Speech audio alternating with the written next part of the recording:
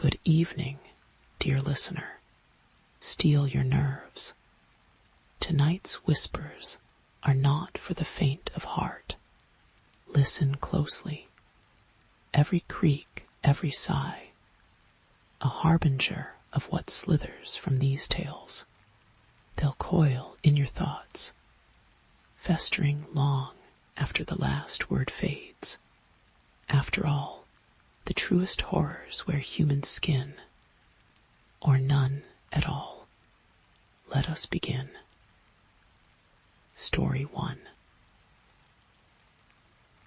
Hi. Never posted before, and not quite sure if this is the right place. But here we go anyways. This is one of the scariest things to happen to me as a kid, and it has always stuck with me. It was about 10 years ago, and I was 9 years old. I had just moved back to California with my family. We were to be living with my grandmother in a cramped 2-bed/2-bath, and I was excited. My grandma was an older, pretty religious Filipino woman, a converted Hindu and faithful Catholic. I am not sure if that is a contradiction, because I don't know much about either religion. But her house had lots of shrines, candles, paintings of Jesus and Hindu gods.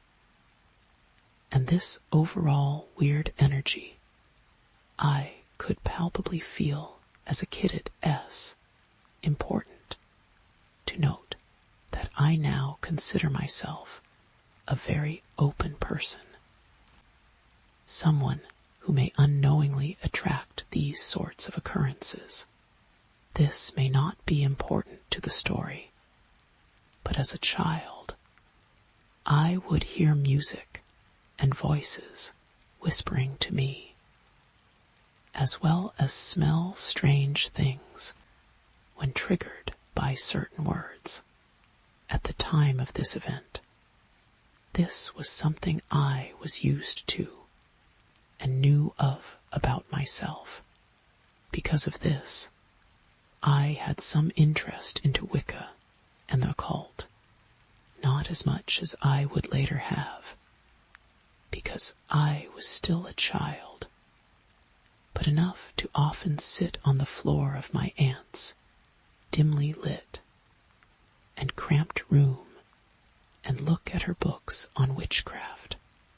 I don't know when and why, but around that time, I began to have super strange, frequent, and all-encompassing thoughts of the devil and demons, like it would always be running through my mind.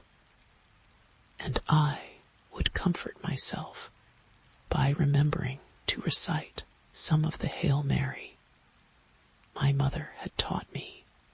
My aunt's room had a really creepy, suffocating feel to it.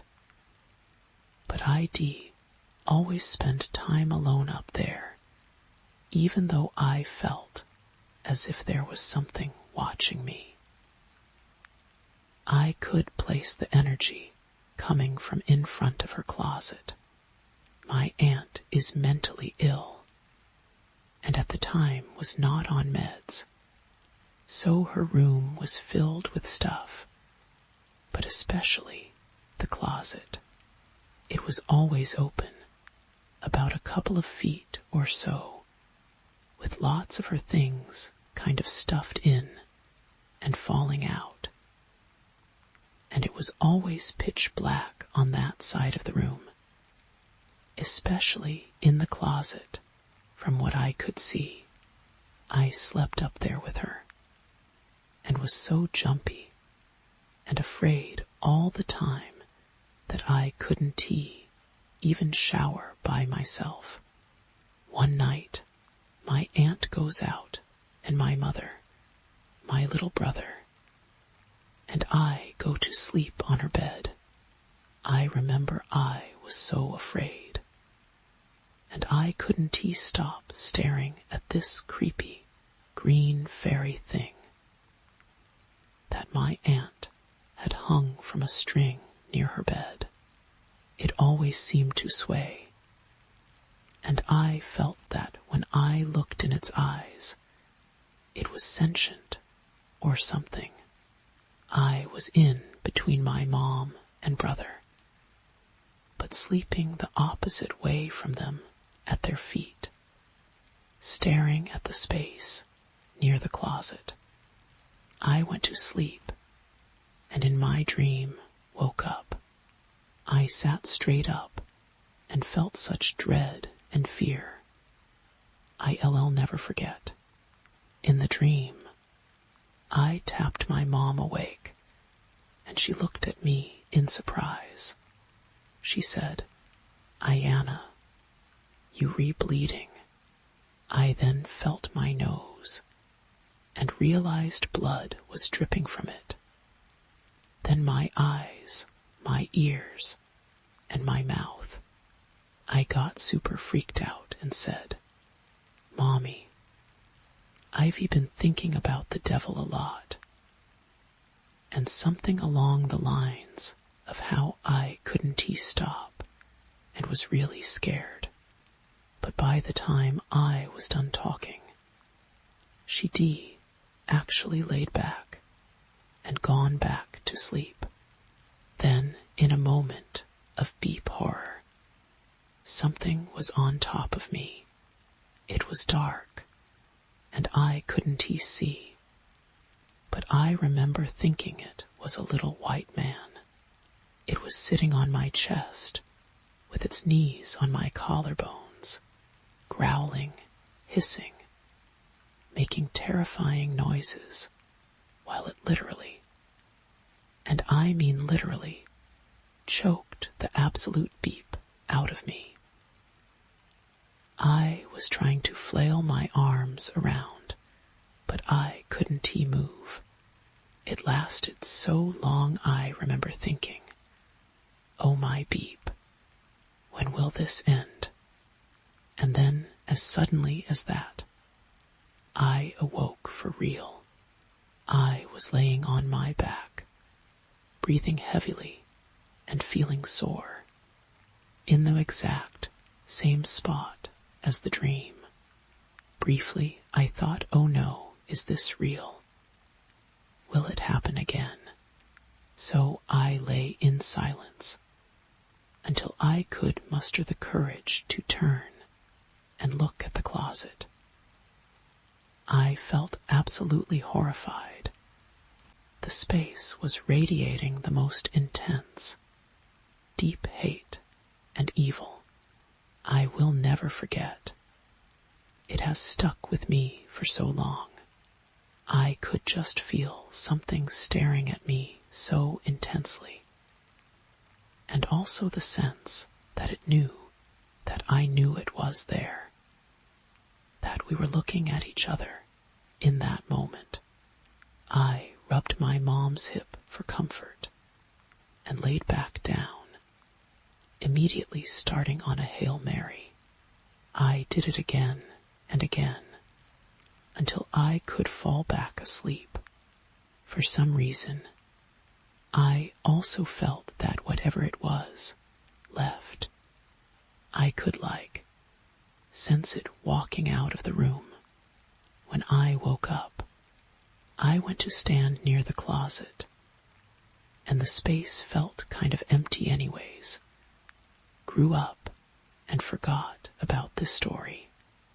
Used to tell it to friends for a scary laugh. But IV just finished my first year of college and moved back here for the summer. So it has been on my mind. This wasn't even the most frightening thing to happen in this house. So we'll see if any other future things happen. Hopefully not beep. Story 2. 10 years ago, I pulled my wife S. scorched, lifeless body out of a Florida swimming pool. We had only been married for 3 days. You read that right. 3 days. I wish the story didn't start there. But it does. Avery Jones was my soulmate. She was funny, spunky, and cute as Beep. I was so deeply, ridiculously in love with her, and for good reason. She was way out of my league, but somehow she liked me enough to marry me. After 6 months of dating and another 6 months of engagement, we got married in a humble chapel in the Wasatch Mountains, just outside of Salt Lake City. The next day, we flew out for a 10-day honeymoon at a beachfront resort in Fort Lauderdale. A wedding gift from my parents. On our second day there, while laying out on the beach, gnarly clouds blew in, accompanied by the heaviest rain I had ever seen. We laughed at our luck, packed up quickly, and ran with the rest of the beach-end poolgoers towards the hotel. "Come this way," Avery said, pulling me down a narrow stone path through the landscape to a secluded cave installation under a bridge. Laughing hysterically with the help of our rain-diluted Mai Tais, we shed our dripping wet clothes and towels and sat down on the pool chairs in the cave. "You know we could swim right here," Avery said, pointing to the portion of the pool covered by the faux rock. I pretended to think it was a bad idea, then tackled her into the water. We splashed and wrestled around for a few minutes by ourselves, the heavy rain clapping outside the cave. After a few minutes, I hopped out and grabbed a couple dry towels from a nearby chair. I kicked my feet up and sat back, sipping my drink. Avery began an interpretive, synchronized swimming routine in her bright blue bikini. She whipped her auburn hair back and forth and swung her hands above her head with effortless grace. Even though she was joking, I was mesmerized. She was mine. I was hers. It was surreal, but then I got a feeling, a horrible feeling, one that said disaster was imminent. Didn't he say anything to Avery, though, since I prided myself on being rigidly pragmatic, giving credence to Beep feelings beep on. Only our 3rd day of marriage seemed like a bad idea, whether it was a premonition or not. Lightning struck the pool with a deafening crack. A deadly shockwave surged through the pool, killing Avery instantly and shooting me back against the rock wall. Once my hearing and sight returned, I saw Avery floating face down in the pool, 20 feet away from the cave. I yelled for help and jumped in. Hotel staff ran over, and together we got her out of the pool. Medical staff arrived shortly thereafter, and then an ambulance. She was pronounced dead on sight. The next day, we flew home. One of us seated in coach, the other in a body bag stashed below deck. I fell into a funk after the funeral and never recovered. I was convinced Avery was my soulmate. So when she died, the world fell out of working order. Nothing made sense anymore. I never dated again, nor had any interest in women, or people, for that matter. I took a job in Texas, bought a townhome, and quickly got into a routine. I talked to my parents occasionally, but only returned home maybe 3 times over the last 10 years. Not a day goes by that I don't think about her. Beep, not even an hour as our 10th anniversary approached.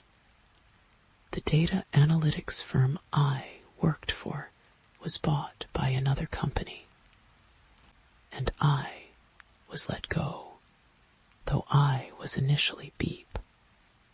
My tune shifted once the generous severance check came in the mail. The night the check came, I drank a lot and stumbled through Avery and my wedding album. Sometime around 1 in the morning, I made a decision. I decided that a decade of mourning was long enough. I decided that the next 10 years of my life were in tea going to be steeped in self-pity. I would make something of myself. I read books again. I make videos again.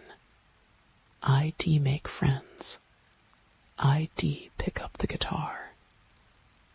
The next night, with a drink in hand and money in the bank, I sat down at my desk and developed a plan with a vague goal of getting out of the country for a little bit. Somewhere around 2 in the morning, I fell into the rabbit hole called the flat earth theory. I spent the next 3 hours reading and watching YouTube videos.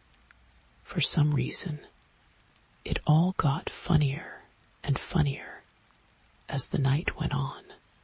I didn't accomplish much that night, but by the next night, I had a solid plan over the next couple months. I sold my townhome, bought a camera, and booked an around-the-world trip in 5 flights. My objective was to document my travels and prove, once and for all, that the world was round for the 3 weeks before my trip began. I moved back to Salt Lake City with my parents, who were surprisingly supportive of the endeavor in my first video. I explained the rules. I would travel east until I made it back home. I would have a compass on me at all times. I would be awake and alert at all times of travel.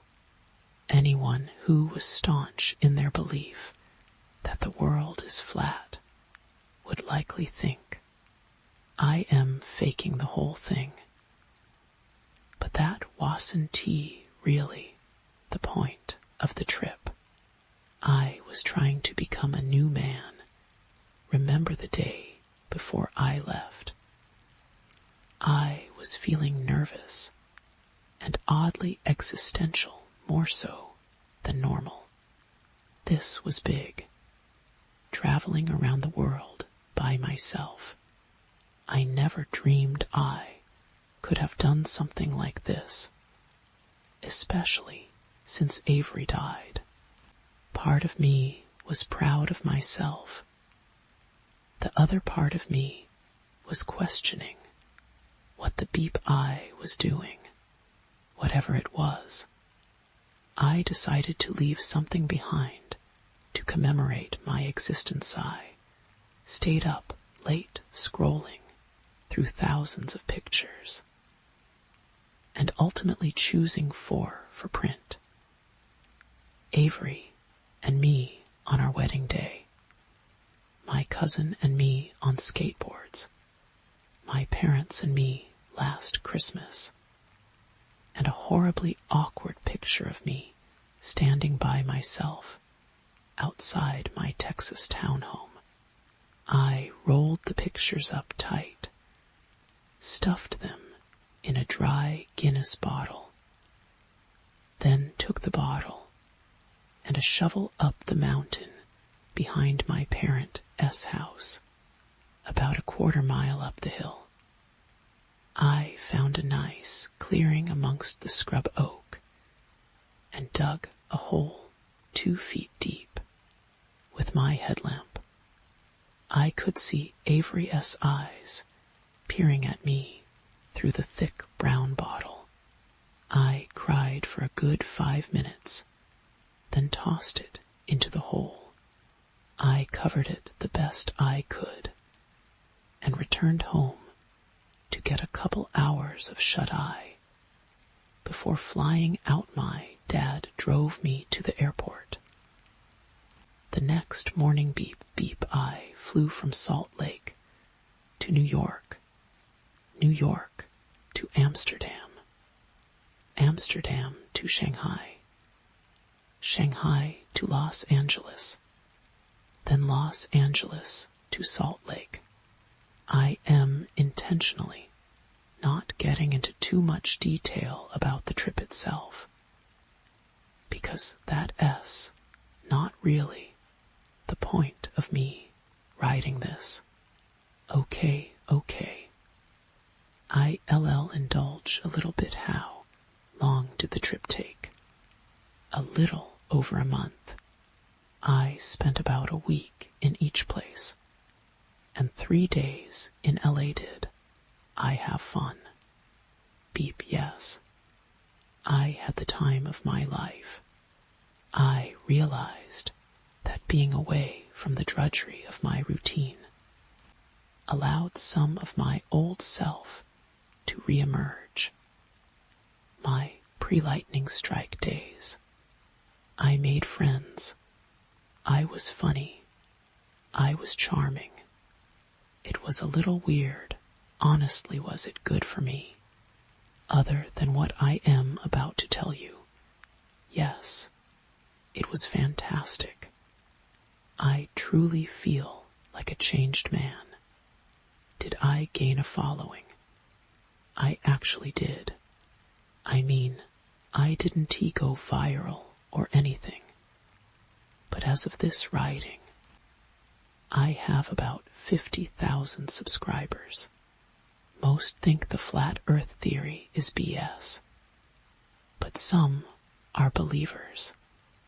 I don't know if any of them will ever read this. How do you feel about that lame time capsule now? I know you probably didn't have this question specifically, but this is important to me. The longer the trip went on, the more embarrassed I felt about the time capsule I left in the ground behind my parent S house.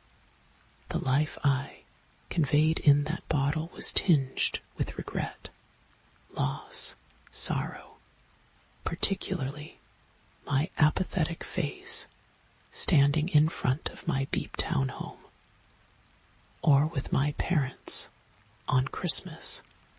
I decided on my trip that I wouldn't replace any of the pictures in the time capsule, but I would add some change, the ending of my story, if you will. Okay, enough of that. So is the world round. That S where things get complicated. I successfully stayed awake during all hours of travel, which was very difficult, especially that Amsterdam to Shanghai leg.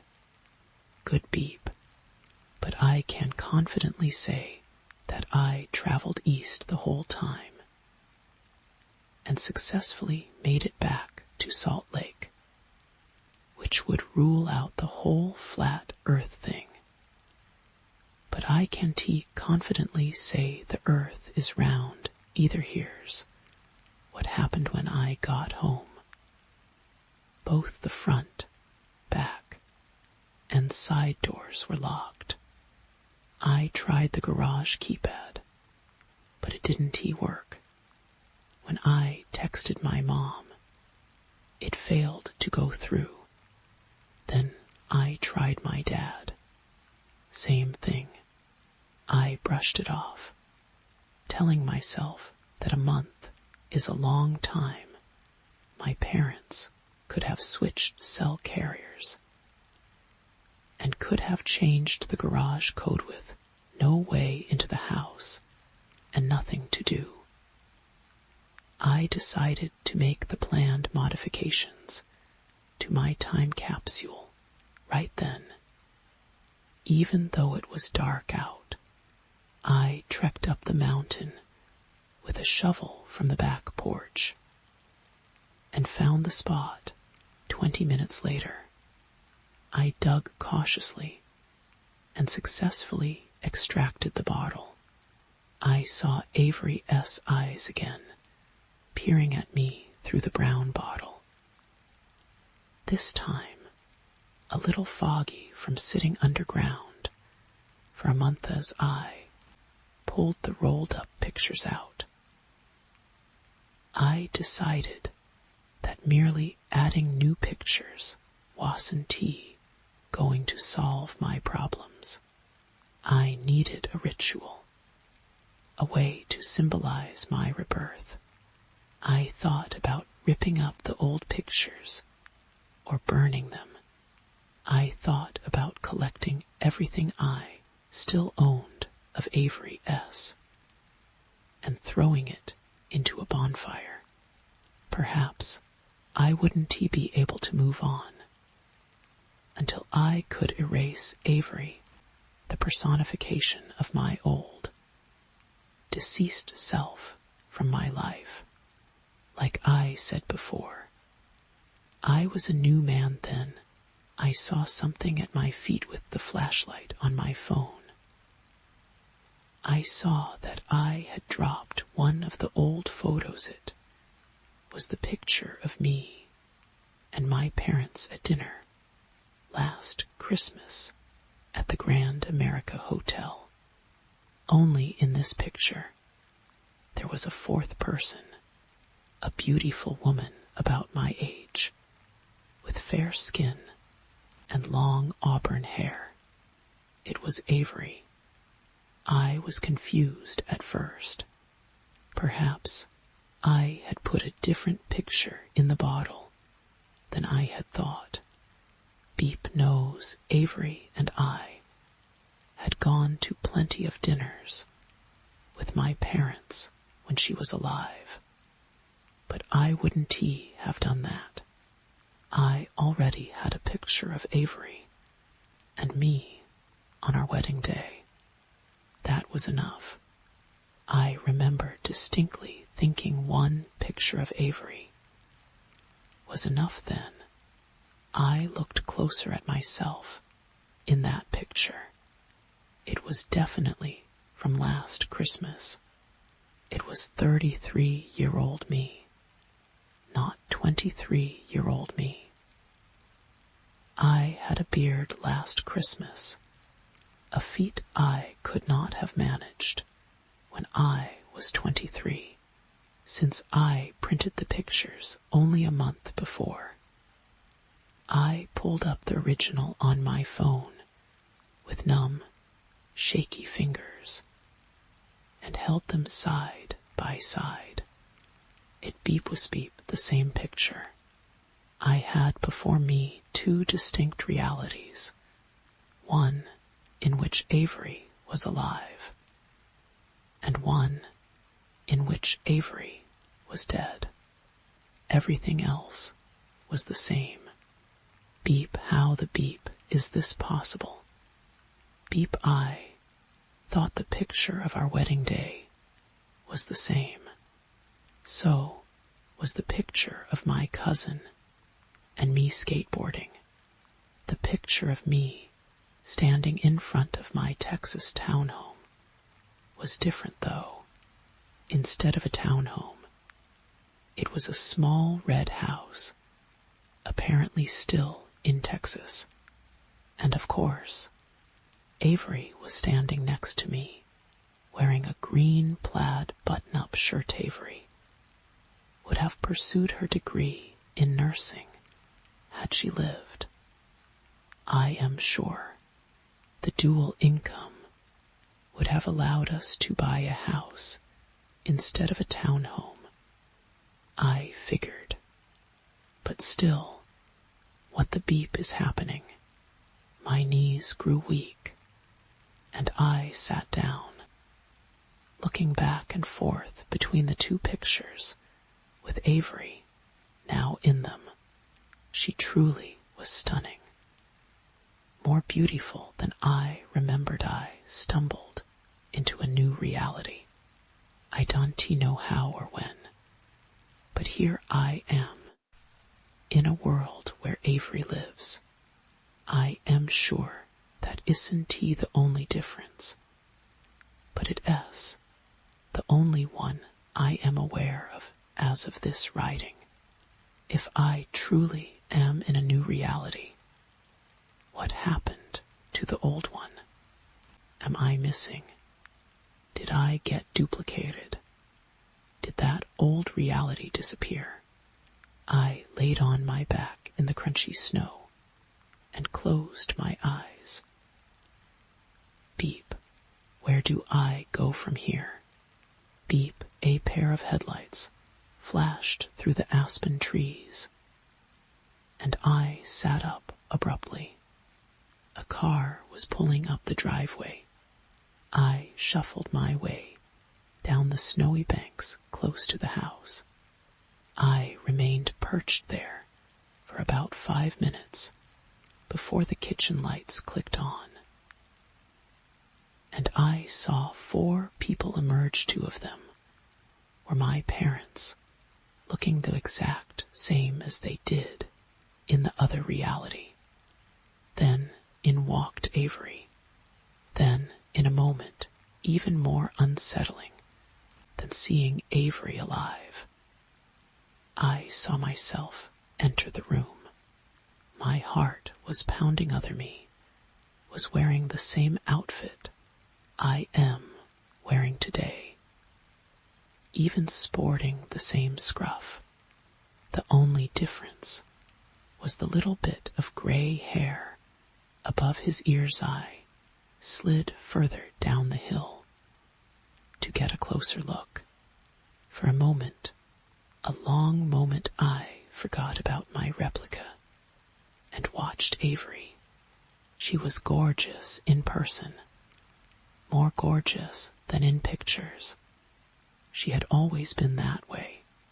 This is what my life would look like if I hadn't been such a coward, I thought, feeling a tear trickle down my cheek. The 4 of them talked and laughed excitedly, eventually shedding their coats and moving to the front living room.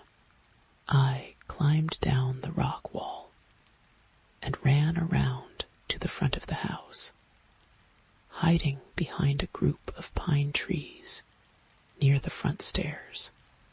My dad left for a couple minutes and returned with a bottle of wine and 4 glasses. I fell deeper into a daze, watching them, mostly Avery.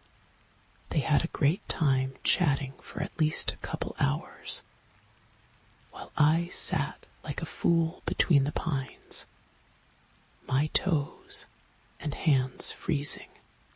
She was so effortlessly charismatic, so charming, the way she talked with her eyes, the way her teeth flashed when she smiled, the way she leaned in when she was engaged.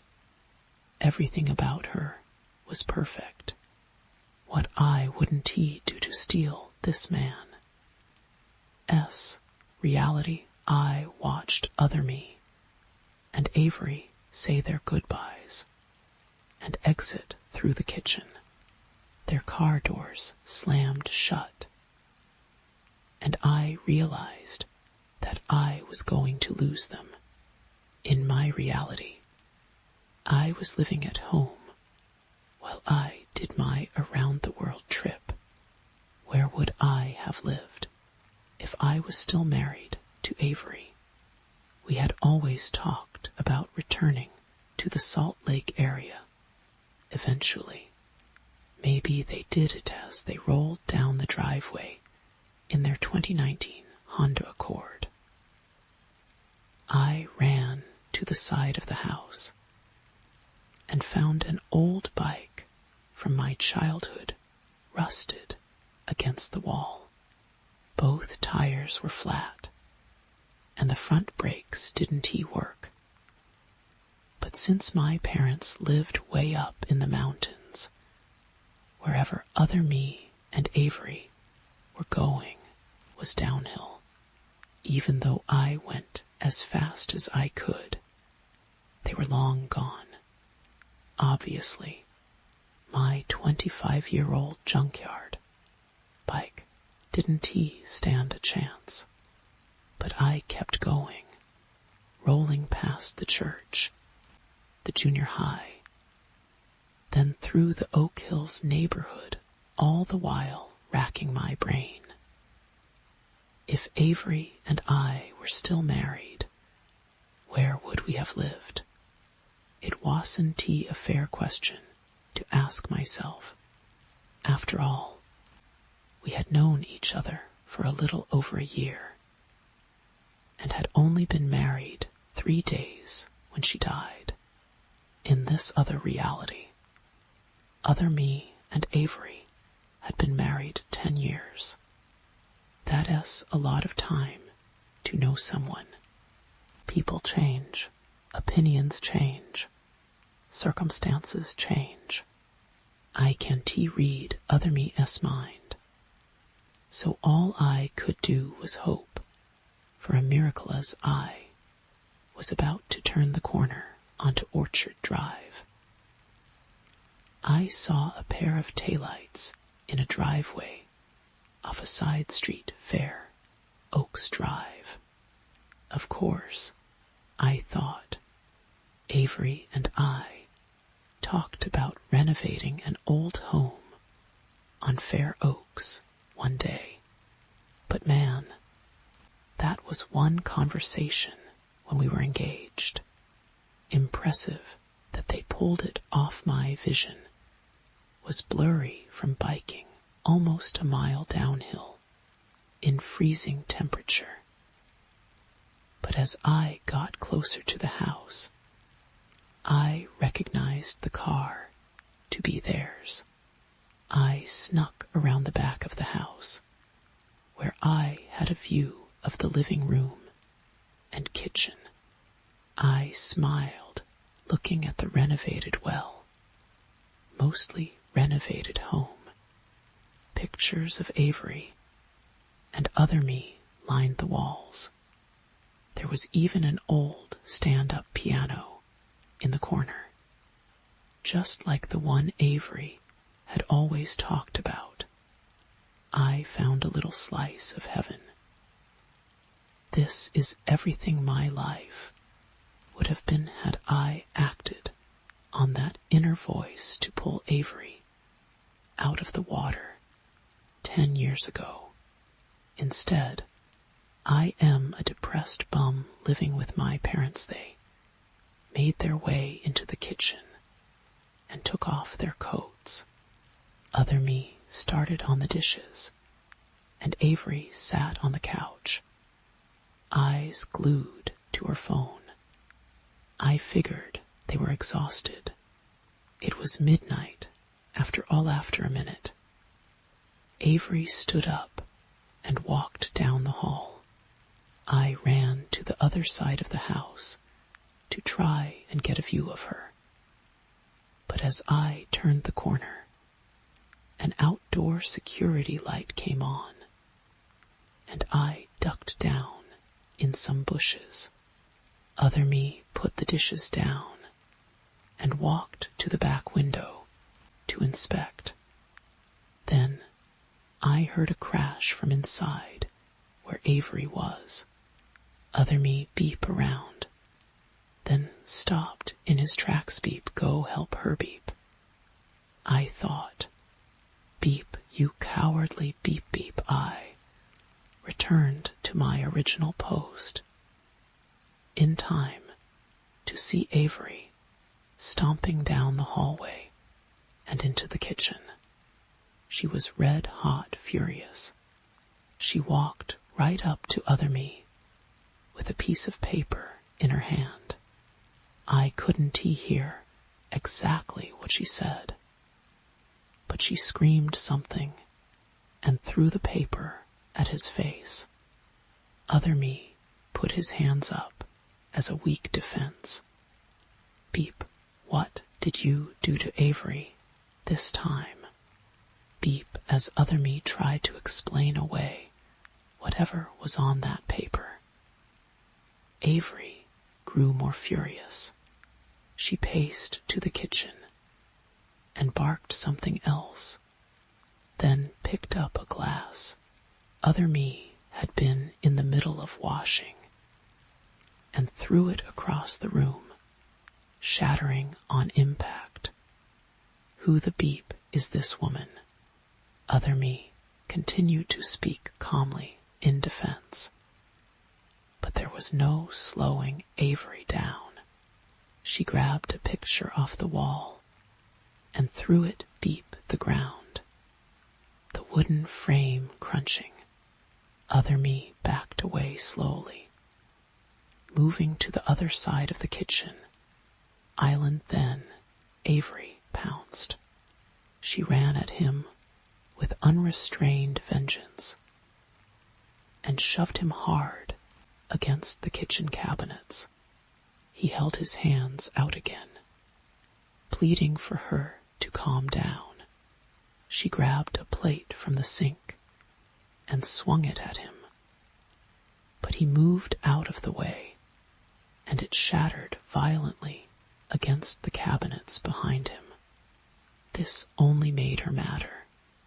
She shoved him again, then clawed at his face.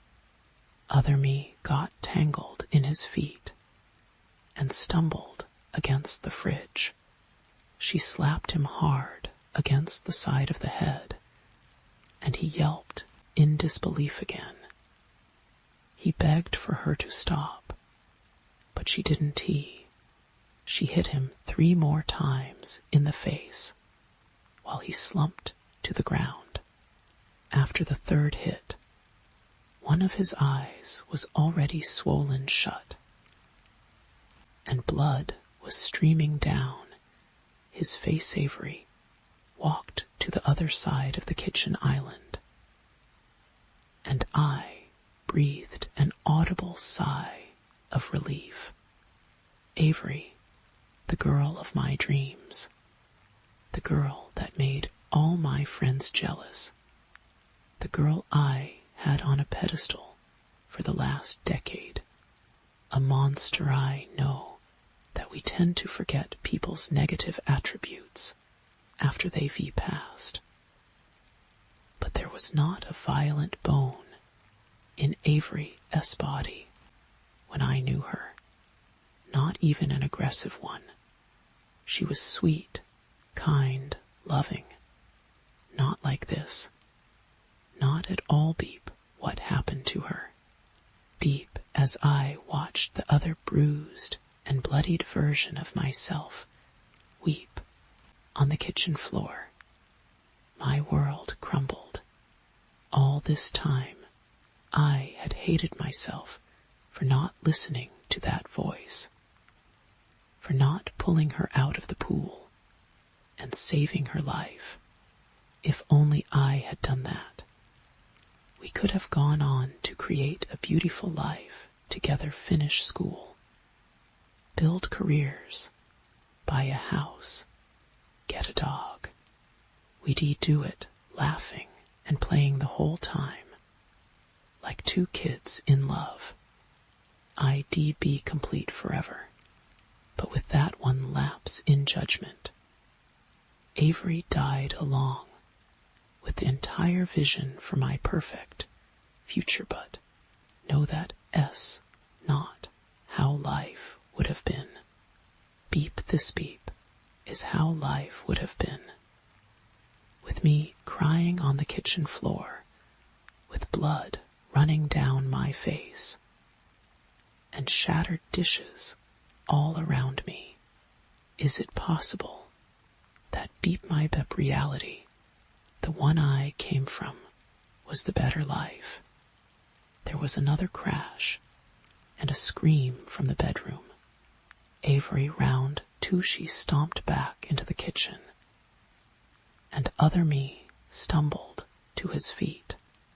Again he tried to calmly plead, but again she wasn't having it. She yelled at him for another minute, then threw a coffee mug at him.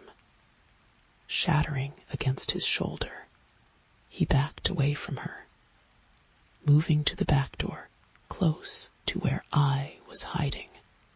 I ducked down further, the door burst open, and other me went sprawling past me, tripping and falling into the snow. Avery stopped in the doorway and scoffed. You think you were better off without me, Don T.U.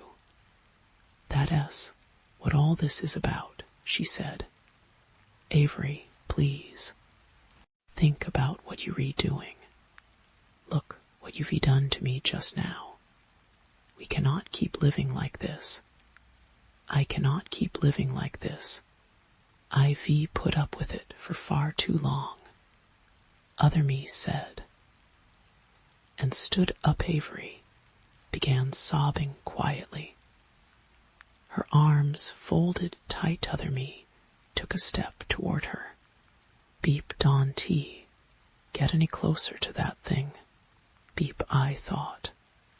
You re right.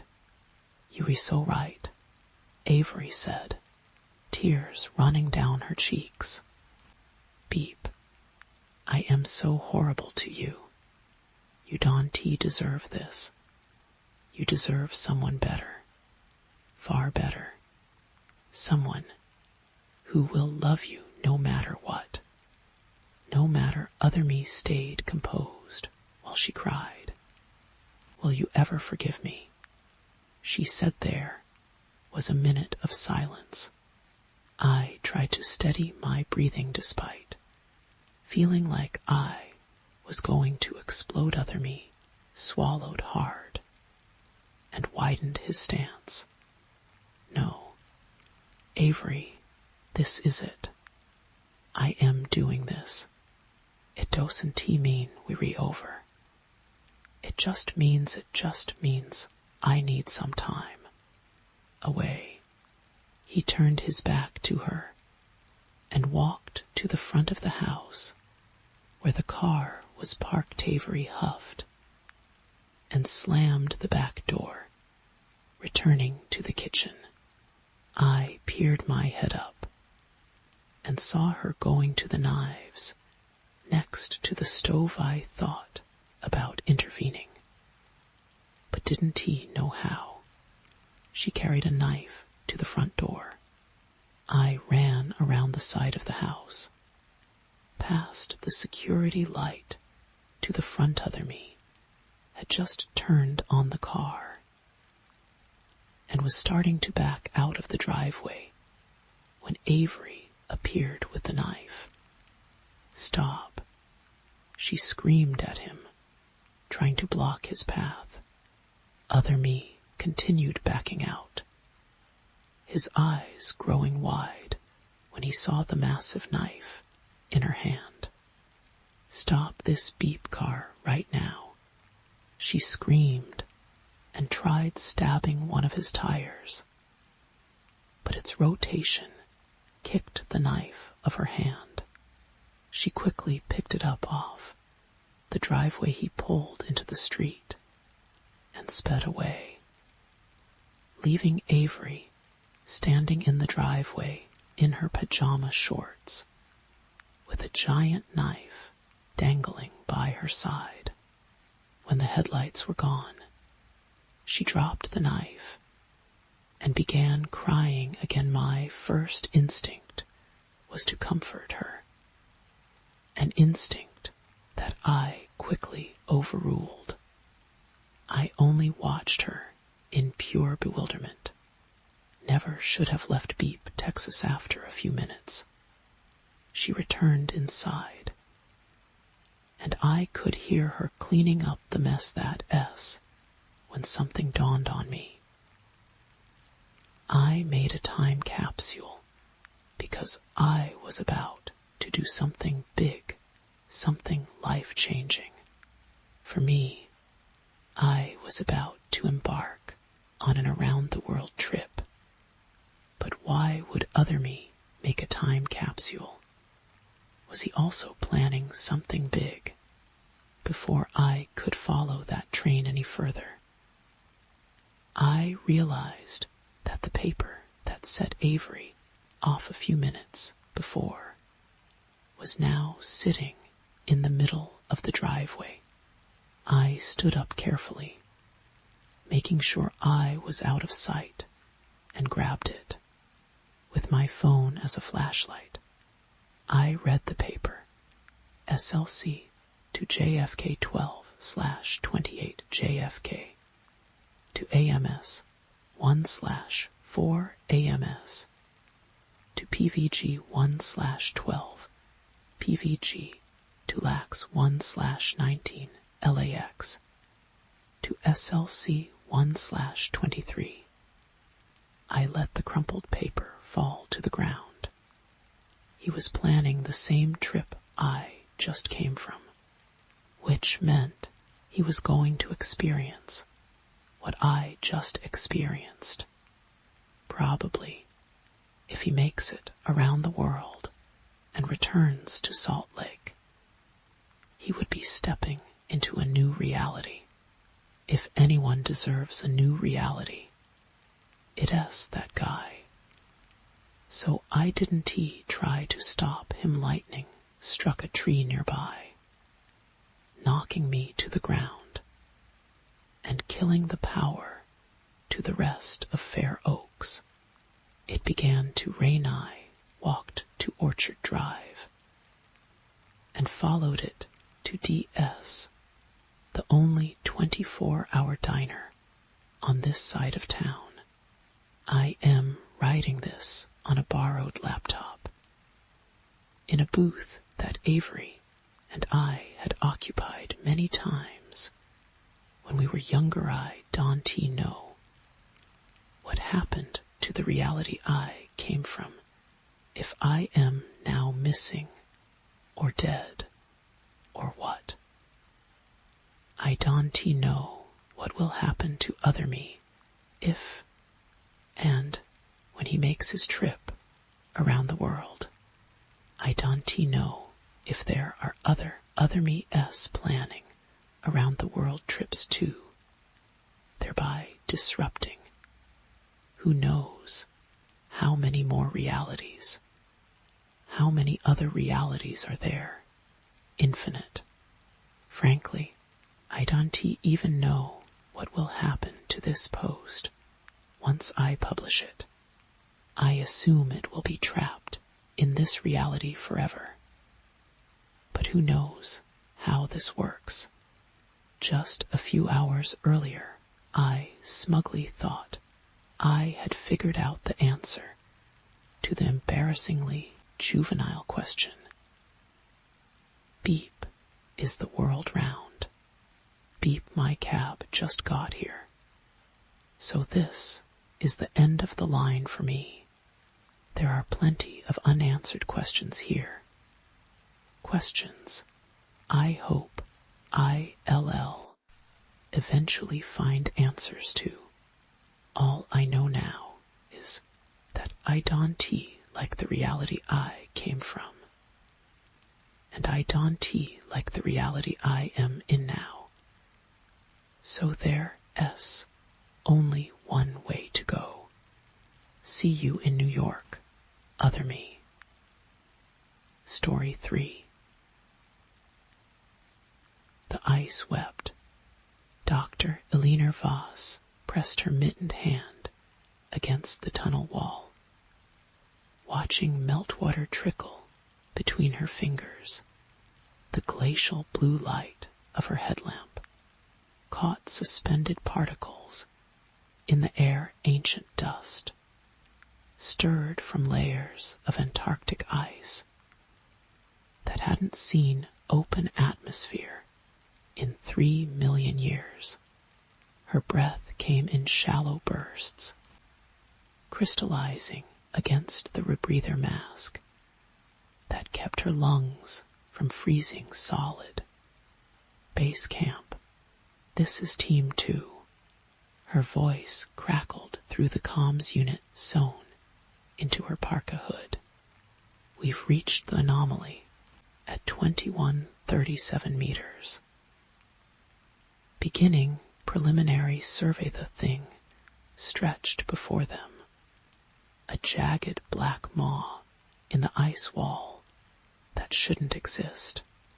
Their thermal drills had hit empty space 6 hours earlier.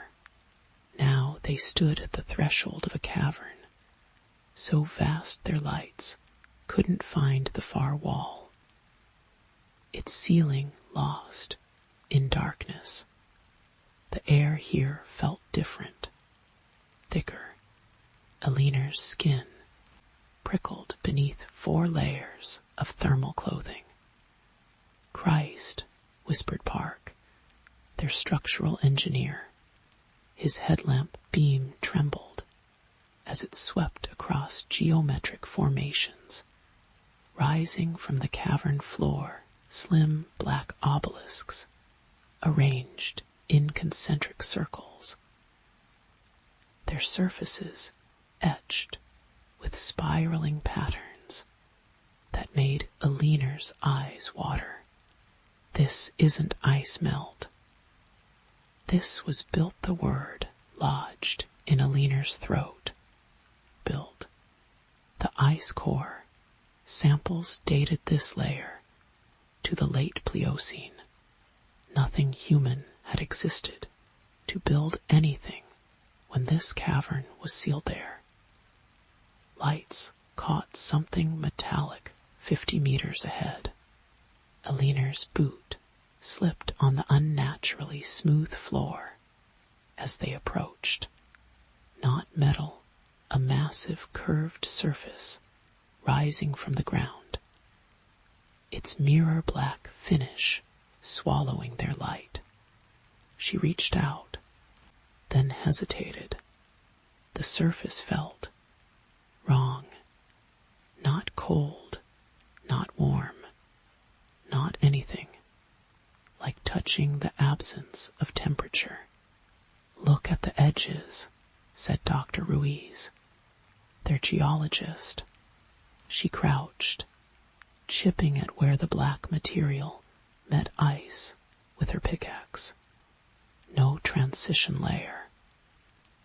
It's like this thing was placed here, instantaneously. Eleanor's headlamp flickered. She smacked the side of her helmet. When the light steadied, she noticed the symbols. They covered every surface, swirling, intersecting lines that resolved into shapes when she didn't look directly at them. A headache blossomed behind her eyes. She blinked away after images of impossible geometries, her stomach lurching as she realized the symbols were moving, sliding across surfaces like mercury, rearranging themselves. Base camp were observing. Eleanor began static, screamed through her earpiece. Park staggered, clutching his head. The black obelisks hummed a sound that bypassed the ears entirely and vibrated directly in the teeth. Aliner's vision doubled. She saw the cavern twice once as it was, and once overlaid with something darker, vaster. A lattice of burning blue lines connecting the obelisks in a three-dimensional web that extended upward into infinite blackness then.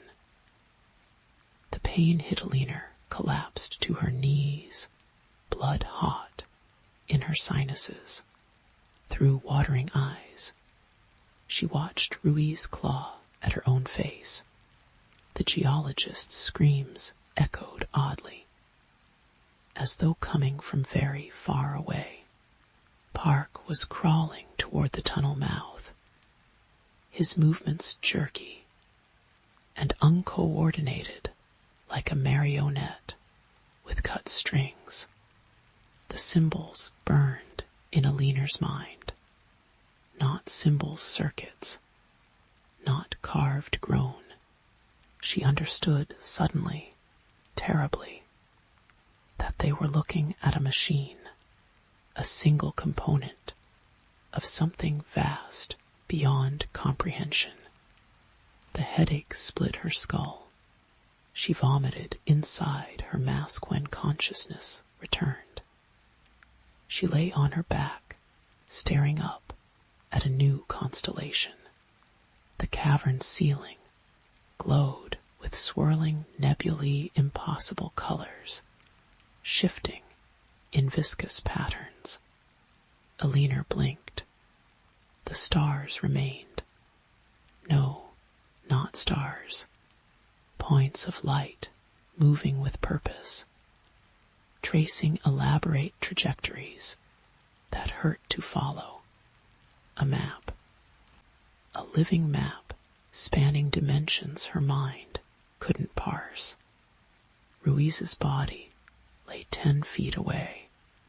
The geologist had torn her mask off.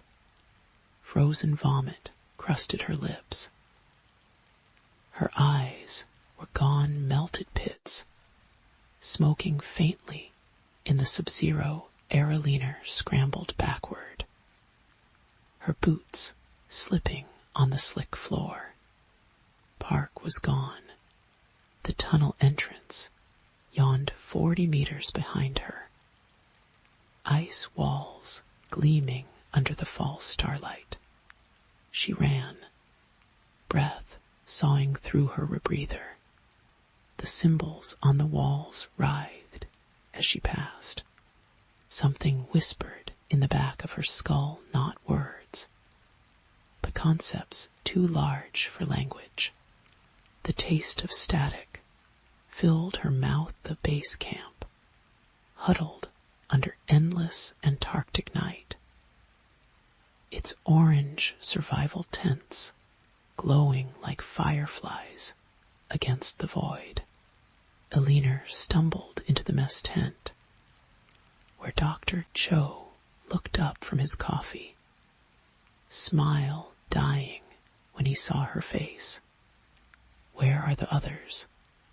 He asked. Aliner opened her mouth.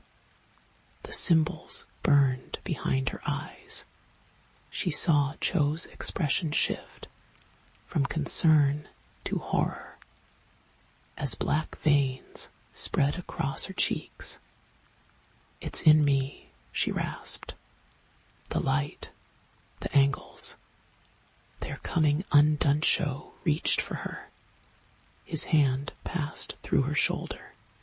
Aliner looked down and saw the tent floor through her translucent flesh.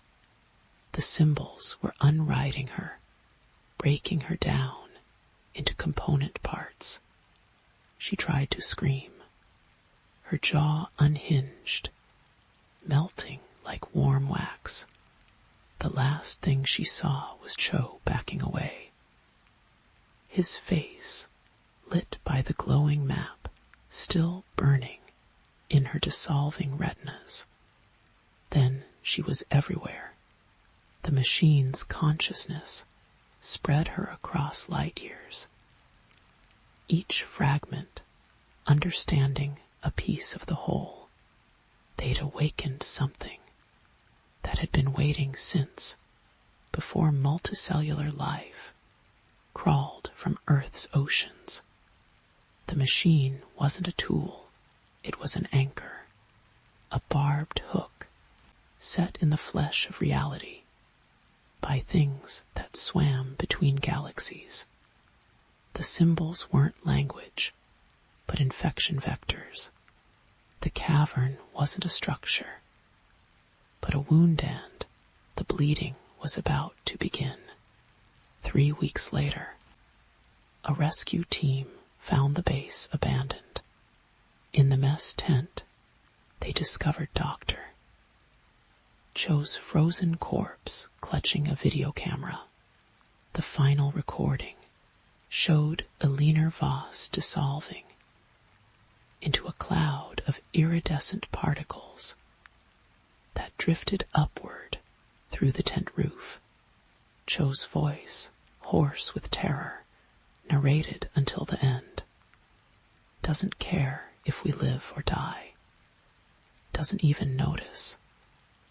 We're not even bacteria to it. We're a chemical reaction it outgrew eons ago. The machine is waking up, and it's going to hear the camera shakes violently. The timestamp shows 23:14. 7, when a sound unlike anything on Earth ruptures the audio. At 23:14:12, the lens cracks. The final frames show the roof tearing open, tent fabric peeling back to reveal not Antarctic sky, but an endless expanse of black fluid, in which enormous shapes, darker than the void between stars, begin to stir.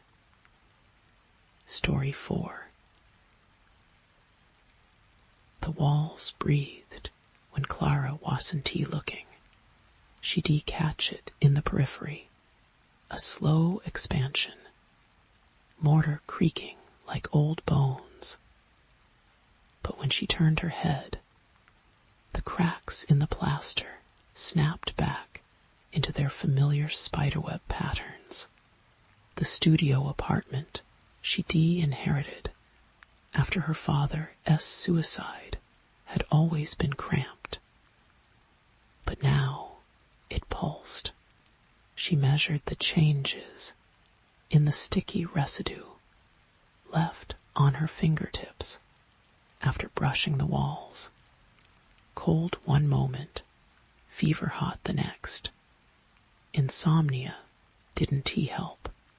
3 weeks since the funeral, and she still woke at 3:17 a.m.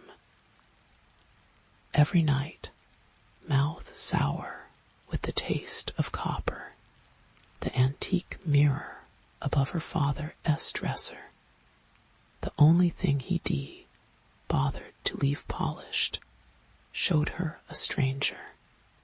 Hollows under bloodshot eyes, hair matted in clumps. She stopped going to her graphic design job when the migraines started, when the streetlights outside her window began stuttering in sync with her heartbeat. The first real crack in reality came on a Tuesday. Clara was trying to sketch a commission. A children's book about friendly garden slugs. How she landed here, drawing mucus trails in Photoshop while the world curdled around her. Her tablet glitched lines squirming like nematodes, and when she looked up, the entire west wall had bloomed, not metaphorically. Thick black veins spread across the plaster, birthing bulbous growths that glistened wetly. The smell hit her next. Rotting lilies and something enzymatic. The scent of a butcher's sink after a long day. She stumbled backward, chair screeching, and blinked hard. When she opened her eyes, the wall was just a wall again, except for a single droplet of amber liquid sliding down to pool on the baseboard. "You retired," she told the empty apartment, voice cracking. "You re-grieving." But that night, the whispers began. They started as static, the fuzzy hiss of an untuned radio bleeding through her dreams. By the fourth night, Clara could almost parse syllables, something looping just below comprehension. A record skip of Dawn T-Lookton, T-Lookton, T-Look. She took to sleeping with the bathroom light on. A butcher knife under her pillow. The shadows seemed heavier now, congealing in corners like spilled oil. Her father's belongings, didn't he help? The landlord had been clear, take what you want. Trash the rest by Friday. But every time she tried to box up his moth-eaten sweaters or yellowed paperbacks, the temperature dropped. Her breath plumed. Once, while sorting through his desk, she found a Polaroid tucked behind the insurance documents. It showed her father at maybe 25, shirtless in this very apartment, grinning at the camera with blackened teeth. Behind him, the wall bulged inward as if pressed by a giant hand. She burned the photo in the sink. The ashes swirled counterclockwise down the drain. Mr. Harlow in 2B began following her. At least, she thought he was. Clara first noticed him during her midnight runs to the bodega. A stooped silhouette, always half a block back. His face obscured by a newsboy cap. When she confronted him in the cereal aisle, heart jackhammering, hands steady. He blinked milky eyes and gestured to his hearing aid.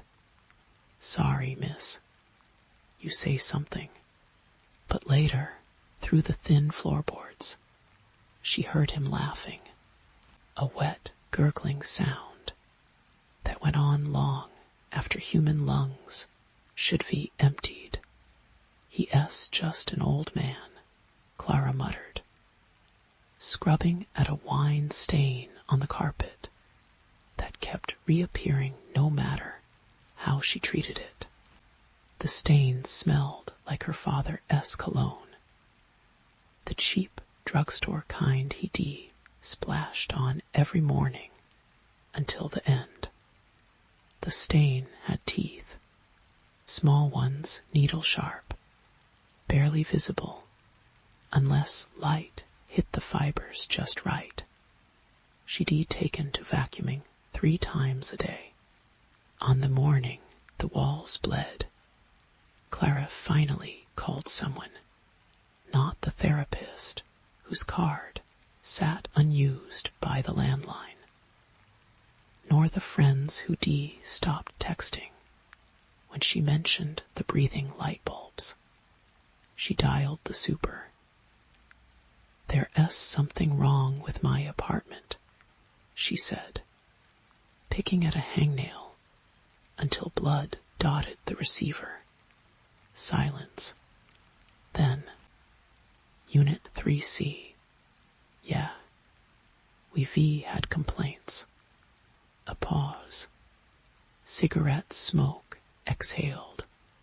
Previous tenant, let us say, he got creative with the renovations. Ice slid down her spine. What does that mean? The super hung up. She found the hidden door an hour later, while dragging the couch to block the worst of the whispering wall. A section of baseboard near the kitchenette had split open, revealing a crawl space barely large enough to squeeze through. The smell that wafted out coppery and sweet, like overripe peaches left in a steel bowl, made her vomit into the sink. Clara almost closed the wall back up. Almost. The crawlspace tunnel too long. Impossibly long for a third-floor walk-up. Opened into a room her father must have built between the floors. No light switch. Her phone flashlight revealed symbols carved into every surface crude things, like a child-s idea of occult geometry. In the center sat a wooden chair, facing a wall covered in handprints, dozens of them, overlapping, all rust brown and flaking. The handprints were small, child-sized. Something clattered behind her. Clara spun, light sweeping across a workbench cluttered with tools, pliers, a handsaw, jars of murky liquid containing fingernails, teeth. Her stomach lurched. At the bench, edge, sat another Polaroid. This one showed her father at 40-ish, face haggard, holding a squirming bundle wrapped in a blood-stained towel. His eyes were pure black, glossy as beetles. She ran. The crawlspace walls seemed to press closer, lichenous growths squelching under her palms. Back in the main apartment, she spent 20 minutes vomiting bile into the toilet. When she flushed, the water came up red. Time unraveled after that. Clara stopped sleeping entirely, surviving on stolen micronaps at her desk. The whispers clarified into a child-s voice, her own. She had a lisp at 6, chanting nursery rhymes backward. Her father-s cologne smell followed her everywhere, clinging to her hair, no matter how scalding the showers. Mr. Harlow started appearing inside. She'd wake from a nodding spell to find him standing in the kitchenette, stirring a cup of tea that hadn't been there before. "You look peaky, girl," he'd say. Except his mouth didn't move with the words. When she screamed, he dissolved into moths that battered themselves bloody against the windows. The worst was the thing in the mirror. It started as a smudge in her peripheral vision. A tall silhouette standing just behind her reflection. Over days, it gained definition. A man's hunched form, face obscured by what looked like a mass of wet kelp. She covered the mirror with a sheet. The next morning, the sheet lay in tatters on the floor, and the glass had fogged over with breath that wasn't hers. On the last day, Clara tried to leave. She packed a duffel bag, clothes, wallet, the knife. But the front door handle came off in her hand. The deadbolt screamed when turned. Metal grinding on metal. Out the window, the fire escape had vanished. Below, The street lay empty under a sickly orange sky. No cars, no pigeons, just wind hissing through trash like the world's last breath. Behind her, the walls began to weep in earnest, thick, syrupy droplets that sizzled where they hit the floor. The child's voice crescendoed into a shriek. Daddy-S home, Daddy-S home. Daddy-S, the hidden door, burst open. What emerged wasn't her father. Not anymore. It moved in stop-motion jerks. All distended limbs and too many joints. The kelp-like mass around its head writhed, revealing glimpses of a face that rippled her father's features 1 second, her own the next. Then a parade of strangers' eyes and mouths stitched together. The smell was unbearable. A slaughterhouse dumpster in August heat. Clara backed against the boarded window. The thing tilted its head, neck cracking audibly. When it spoke, the voice came from all directions: walls, floor, the fillings in her teeth. You let me out, Clara Bear. A pet name only her dad had used. A memory surfaced. Age 7. Waking to find him scrubbing the carpet raw. Just a nightmare, he said.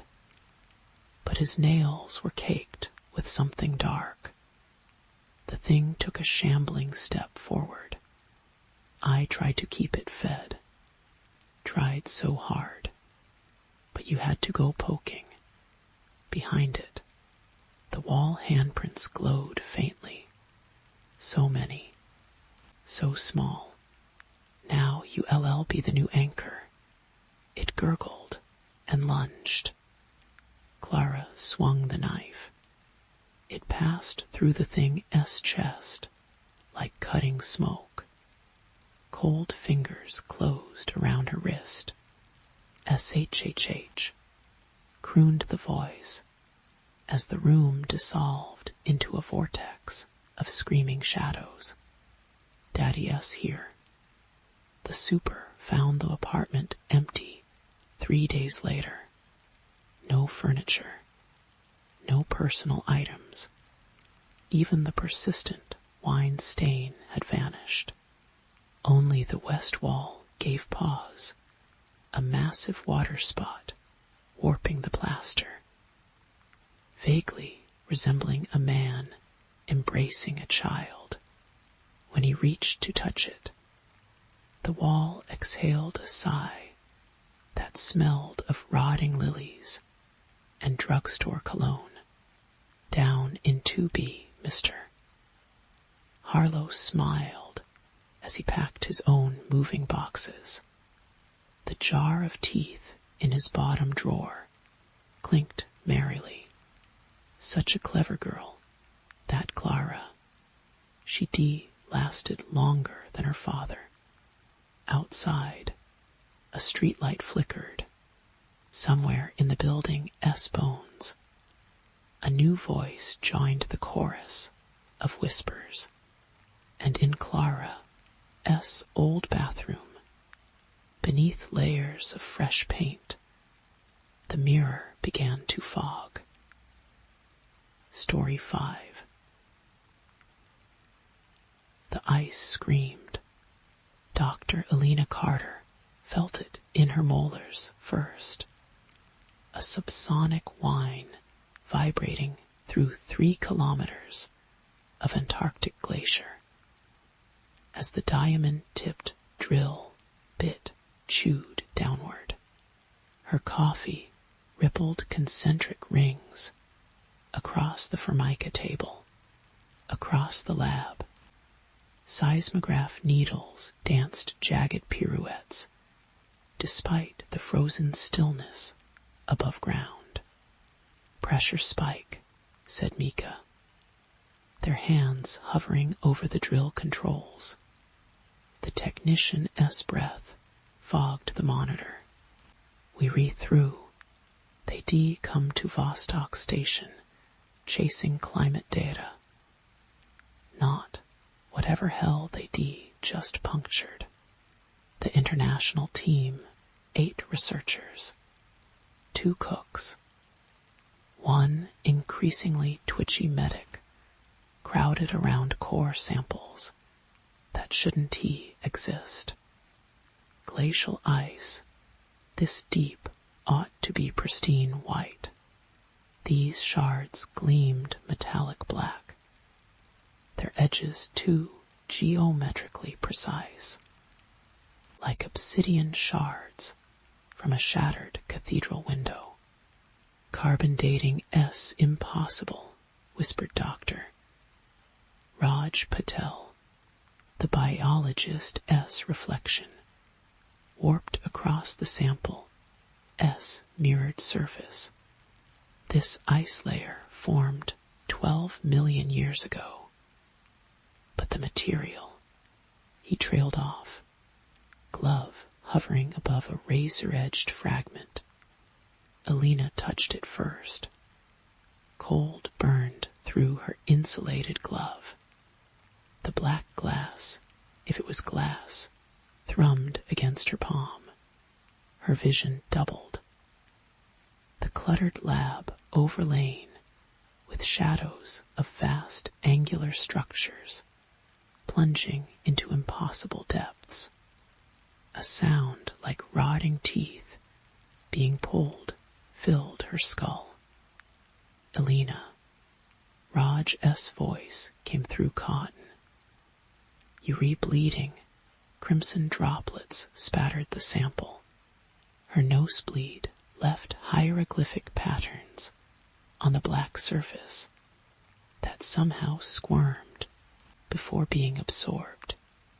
The ice core storage locker began emitting a low C-sharp drone that made everyone's fillings ache. That night, the auroras turned wrong.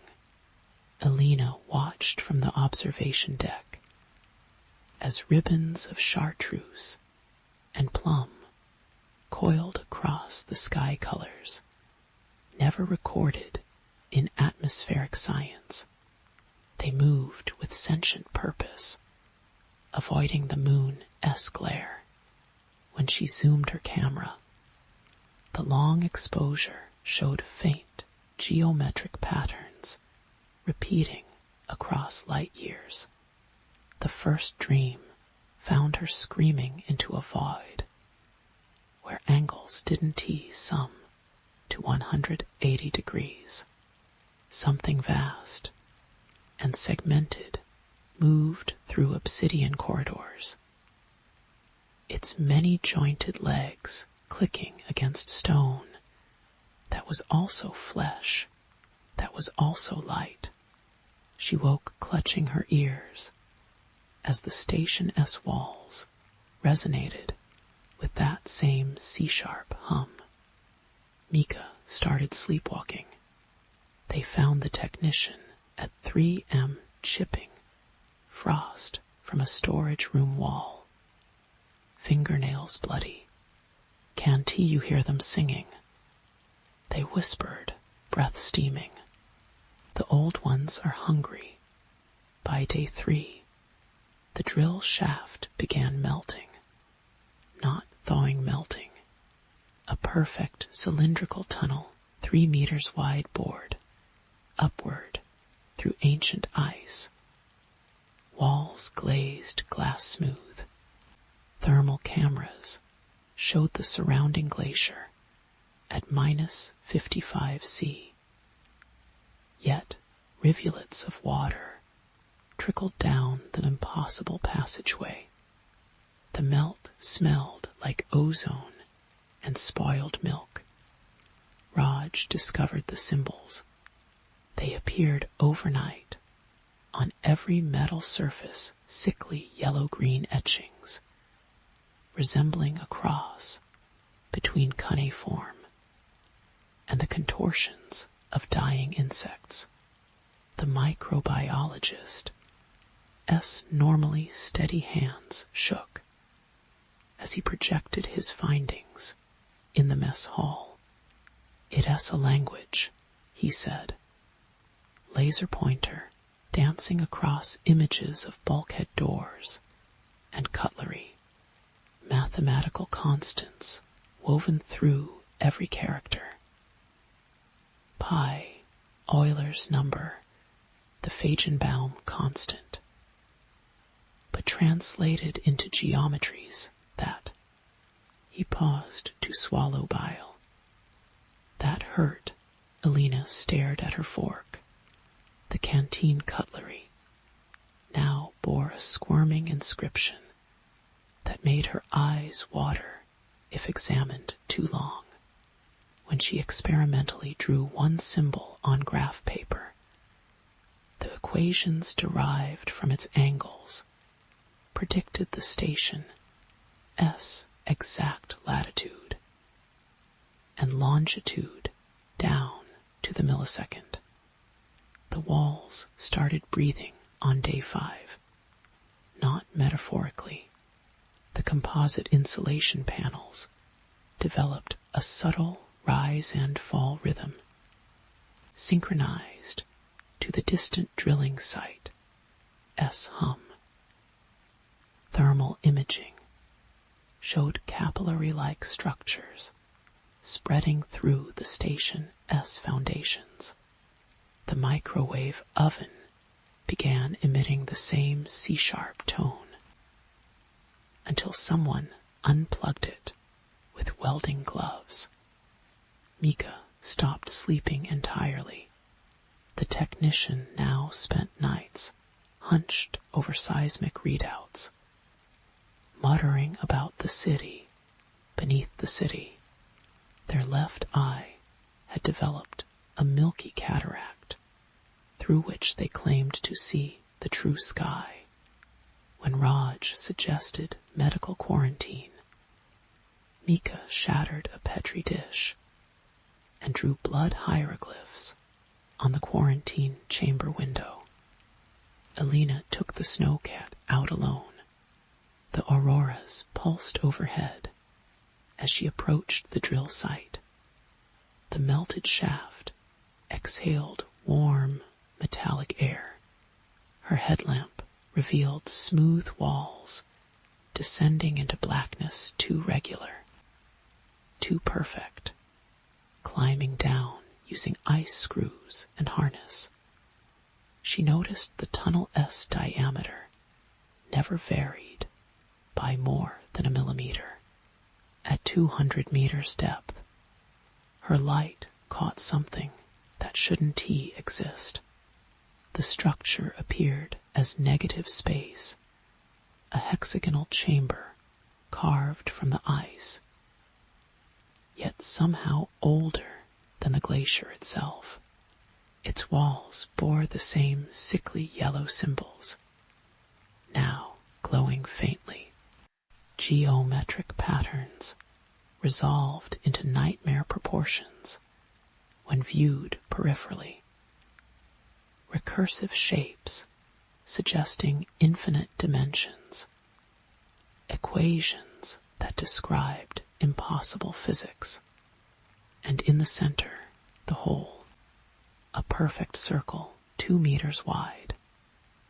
Its edges smoother than any machined surface. The blackness within swallowed light, sound, even the ice's faint creaking. Alina's chest cavity vibrated as if her heart were trying to escape. She understood with primal certainty that this was a pore in reality's skin, and something had pushed through from whatever lay beneath. The snowcat radio crackled to life. Alina, Raj's voice dripped static. We've got, oh God. The core samples She climbed faster than safety allowed. The station's exterior lights formed a distant constellation. Through the observation deck windows, she saw figures moving in jerky stop motion. Mika met her at the airlock. The technician's remaining eye had gone fully black. "They rehear," they whispered, smiling with split lips. In the angles, the lab looked like a coroner's fever dream. The 12-million-year-old ice cores had liquefied into bubbling black sludge that defied all attempts at containment. Security footage showed the substance flowing against gravity to pool beneath Raj's workstation.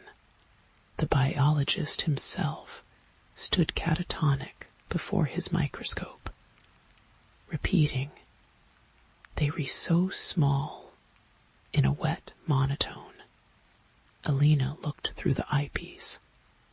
The slide held a drop of meltwater.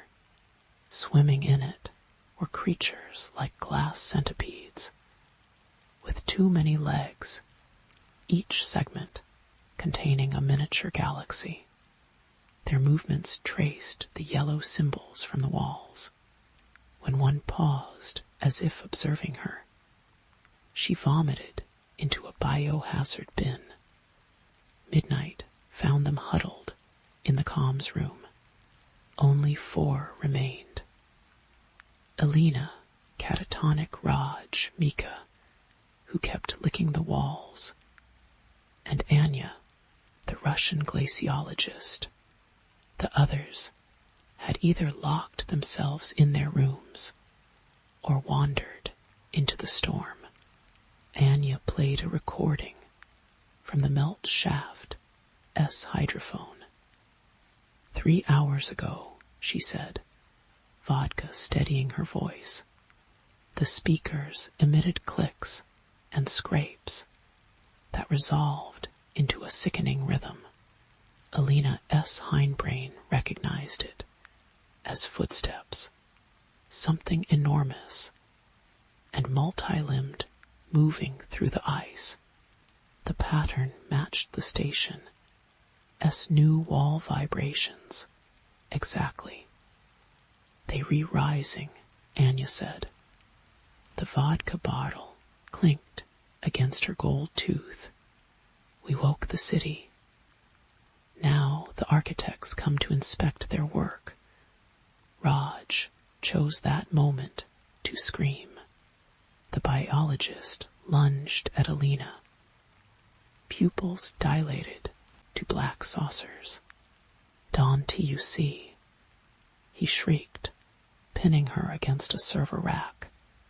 Spittle froze on her cheek. "We read the infection. They re-sterilizing the wound." Anya clubbed him with the vodka bottle. They tied Raj to a chair with network cables, his head lolling as he giggled about the light between seconds. Alina took the stormproof camera and climbed to the roof. The auroras had congealed into a pulsating lattice, a shimmering grid stretching to the horizon. Through the lens, she saw the pattern repeating infinitely in both directions. Not atmospheric phenomena. A net. A cage. The ice quaked. A kilometer from base, the glacier bulged upward. Plate-sized chasms split the ice as something colossal breached the surface, a spire of black metal and shifting geometries that turned the air around it to liquid shadows. The structure sang in a chord that liquefied Alina's sinuses. More spires erupted across the ice field. They grew like malignant crystals, forming a skyline of insane angles. The aurora grid brightened, casting everything in viridian relief. Alina realized the spires matched the symbols on the walls, the station S walls. She stumbled back inside to find Anya carving symbols into her own forearm with a scalpel. Better to be a welcome mat than an obstacle, the glaciologist murmured. Blood dripped onto seismic prints, showing massive voids rising toward the surface. When the floor dissolved, Alina fell through screaming. The substance wasn't ice or metal, but something that flowed and bit simultaneously. She slid through a labyrinth of pulsating tunnels, past glimpses of impossible biology membranes spanning dimensions, organs floating in non-Newtonian fluid, libraries of light where information crawled like maggots. It showed her the truth. The thing called itself KTH Nilak, TRRGH, a vibration that cracked 2 of her molars. Its kind had sculpted reality as clay when the universe was young, building dimensional layers like tree rings. Humans were mold on their basement walls. The Antarctic structure, a forgotten outpost, a single cell in the cosmic body, and it was waking up. Alina returned to reality through Mika's ribcage. The technician had split like a seed pod, their chest cavity blooming into crystalline filaments that pierced the ceiling. The station walls had turned translucent, revealing infinite spires stretching toward a galaxy-less void. Raj hung suspended in a web of light, his mouth stretched around a scream that had long since shredded his vocal cords. She ran. The storm tore at her exposed skin, but the cold felt distant. The aurora grid now burned with the intensity of a solar flare, its green light revealing shapes moving between spires, skeletal things with too many joints, their shadows cutting across dimensions. The snowcat wouldn't start. The engine growled the station ubiquitous C-sharp. Alina fled on foot, following emergency flags toward the coast. Behind her, the ice erupted in kilometer-high shards. Something vast and segmented breached the surface, its chitinous plates covered in galaxies. Each like S impact triggered icequakes. At the edge of the Ross ice shelf, she found the others, or what remained. The medic and 2 cooks had fused into a single biomass, a shivering mound of flesh and parka fabric, their combined mouths chanting prime numbers in unison. They pointed multi-jointed limbs toward the sea. The southern ocean was gone. In its place stretched a plain of black glass, extending to the horizon. Geometric structures pulsed beneath the surface like veins. The stars above had rearranged into precise patterns that hurt Alina's remaining eye. The thing from the deep ice stood behind her. It wasn't a spire or creature, but a living theorem, a collection of angles that shouldn't coexist. Light bent around its edges, revealing glimpses of other realities. The vibration it emitted dissolved Alina's fillings. Please, she begged, blood freezing on her lips. KTH Nilak, TRRGH. Didn't he hate her? Hate requires acknowledgement. It simply was, as mountains are, as supernova are. When it touched her forehead, Alina understood the awful truth. They were ants who stumbled onto an interstate. The memory purge took 9/10 of her mind. she awoke weeks later on a Chilean icebreaker, babbling in dead languages. Satellite images showed Vostok Station intact and abandoned. Blood tests revealed alien isotopes in her bone marrow. They tell her it S survivor, S guilt. The night terrors, the way she compulsively draws symbols that short-circuit electronics, the scars where her fillings erupted like shrapnel.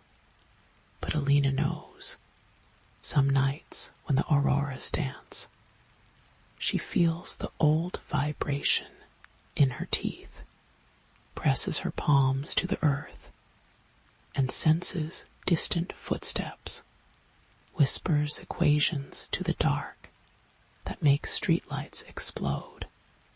They re-still down there, and we re-still delicious. Story 6. The cicadas fell silent the moment Clara stepped onto the porch. She paused with her hand on the cabin S rusted doorknob. The sudden quiet pressing against her eardrums, like dive plane pressure. Behind her, the late August woods held its breath, no rustle of leaves, no distant woodpecker percussion, just the lake lapping at the dock with wet, insistent kisses. She told herself it was the storm brewing in the bruised clouds overhead. Told herself the prickling between her shoulder blades was just sweat from the 3-hour drive upstate. The key stuck in the lock the way it always had, the way it did every summer when her father would drag them up here to get right with the quiet. It's not quiet that scares people. Her sister Leela had whispered to her once, age 12, to Clara S. 14. They'd been lying awake in the loft bed, watching shadows from the oil lamp make rabbiteer shapes on the pine ceiling. It's hearing all the things the quiet S been hiding. Clara shoved the door open. Dust motes swirled in the blade of afternoon light, cutting through the doorway. The smell hit her damp wool blankets and the vanilla-sweet rot of mouse nests. She dragged her suitcase over the termite-riddled threshold, the floorboards groaning underfoot like tired old men. Her phone buzzed as she set down the grocery bag. A text from Dr. Rosen blinked up at her. Remember why you re there. The mind heals in layers. Clara didn't need layers. She needed to stop waking up at 3:17 every morning, gasping for air. Her sheets soaked through with sweat that smelled faintly of lake water. The first night she dreamed of hands. They emerged from the black rectangle of the bedroom window pail, and bloated, pruned fingertips dragging across the sill. Clara watched from the bed, paralyzed, as they groped blindly across the nightstand, knocked over her water glass, left wet fingerprints on her journal. When she woke, the glass lay on its side in a spreading puddle. Her journal S pages curled like dead leaves. Stress sleepwalking, she muttered, mopping up the water with a sweatshirt. The lake glinted through the trees outside, smooth as a doll SI. By the third day, the cracks began to show. Clara found the first footprint at water's edge, a bare left foot, toes splayed wide, pressed deep into the mud. No right foot followed it, just that single impression, filling slowly with seepage from the lake. That night, the radio in the boarded-up boathouse played static lullabies until dawn. On the fifth morning, she noticed the photographs. They were in the cigar box under her father's old bunk, tucked beneath his fishing licenses and a dried-out ink pad. Polaroids from summers, when Leela's laugh still ricocheted off the pines. Clara shuffled through images of campfires and bluegill catches, stopped cold at the last photo, a girl faced away from the camera, waist deep in the lake. Moonlight painted her shoulders bone white, her head tilted at an impossible angle, chin nearly touching her left collarbone, even through the Polaroid-esque grain. Clara could see the skin of the girl's neck stretched taut, like rubber pulled to its limit. She flipped the photo over, her father's blocky handwriting. Leela sleepwalking again, July 4. The dream that night wasn't hands. It was a face, or the absence of one pressed against the bedroom window. Clara sat up slowly, the dream logic making her movements syrupy. The face was a blank oval shimmering with lake water, strands of pondweed clinging where eyebrows should be. It left a snail trail smear on the glass as it tilted sideways, mimicking her own head movement. When she blinked, it was gone. The next morning, Clara found her hair full of algae. She stood under the scalding shower spray until her skin turned lobster red, scrubbing at the green strands clinging to her scalp. The bathroom mirror fogged over, except for one handprint-shaped clear patch at eye level. Through it, something moved in the bedroom behind her. Clara whirled, towel clutched to her chest. Empty room. But the smell of rotting lilies filled her nostrils, the same cloying stench from Leela's funeral. That S when the radio started singing. It crackled to life at 3:17 am, spitting out a warped rendition of Row Your Boat in a child's off-key voice. Clara followed the sound down to the boathouse, her bare feet leaving damp prints on the dew-slick grass. The padlock lay in the dirt, its hasp bent outward. Inside, moonlight filtered through cobwebbed windows. The radio, a vintage Zenith, with tubes still glowing orange, sat centerpiece on the workbench. As Clara reached to unplug it, the dial spun wildly, drowned in shallow water. Hissed a voice made of broken glass and wet matches. Clara stumbled back, knocking over a tackle box. Hooks skittered across the floorboards. The radio's speaker bulged grotesquely, vibrating with each mangled word. You held her down. She ran. The woods swallowed her screams. By week's end, time itself began to bleed. Clara would watch the sunset only to blink and find the lake bathed in dawn's pink light, her journal filled with entries she couldn't remember writing page after page of it s, not her it s, not her it s, not her, in frantic block letters.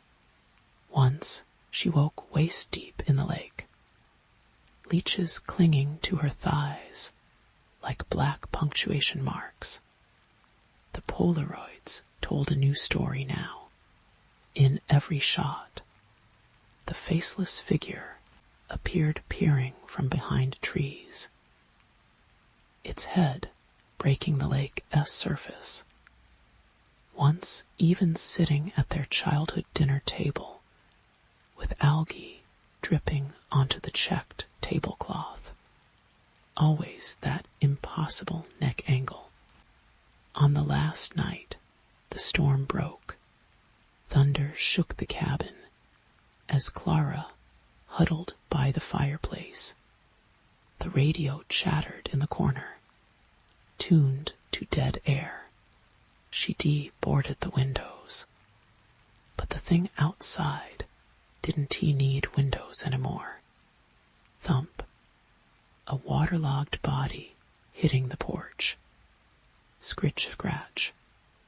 Prune-wrinkled fingers dragging up the door. Clara clutched Leela's stuffed rabbit, the one they never found after the accident, to her chest. The lights flickered. In the strobing darkness, she saw it materialize by the hearth. Not a face, a mirror. The waterlogged reflection showed Clara at age 14. Hands clamped over her sister's mouth. Leela's eyes bulged as Clara pushed her face into the shallows. Moonlight caught the silver asthma inhaler, floating just beyond reach. You wanted the quiet, gurgled the reflection, like water pouring from its mouth. Now we'll be quiet together. The radio exploded in a scream of feedback. When the lights returned, Clara stood alone. In the morning, the storm cleared. A woman with Clara's face waves to hikers from the cabin porch. Her neck bent at that familiar, impossible angle. The lake remains preternaturally still. No lapping waves. No insect hum. Just perfect, pristine silence. Doctor. Rosen's texts go unanswered. The cigar box fills with new Polaroids, showing two faceless girls hand in hand beneath the surface. Their hair fanning out like ink in water.